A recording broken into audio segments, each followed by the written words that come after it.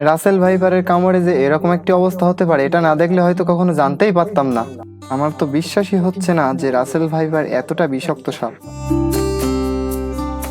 তো চলুন আজকে আমরা একটা হাসপাতালে গিয়ে দেখি রাসেল ভাইপারের কামড়ে কি হতে পারে এবং কি হয়েছে। আমরা একটা সংবাদ পেলাম যে একজন কৃষকের নাকি রাসেল ভাইপারের কামড়ে পা পছন ধরেছে। তো আমরা দেখতে যাচ্ছি সেটা যে কি হয়েছে, ঘটনাটা সত্যি কি না।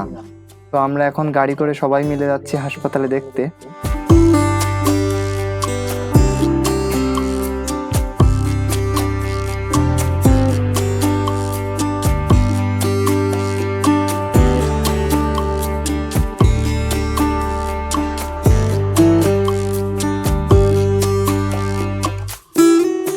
তো আমরা এখন হাসপাতালে পৌঁছে গেলাম।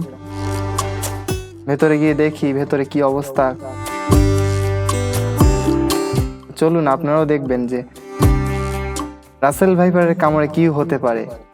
তো আমরা আমাদের কৃষকটির দেখা মিলল অবশেষে। দেখুন পায়ের কি অবস্থা, পছন ধরে গেছে পায়ে। 35 বছর বয়সী কৃষক তার গ্রামের মাঠে কাজ করার সময় একটি রাসেল ভাইপারের কামড়ের শিকার হন। প্রথমে তিনি কামড়ের গুরুত্ব বুঝতে পারেননি এবং প্রাথমিকভাবে কিছু লোকজ ওষুধ প্রয়োগ করেন, কিন্তু কিছুক্ষণের মধ্যেই তার পায়ের অবস্থা খারাপ হতে শুরু করে। তারপরে তার প্রাথমিক চিকিৎসা নেওয়ার পরে আস্তে আস্তে পায়ের অবস্থা এরকম হয়ে গেছে।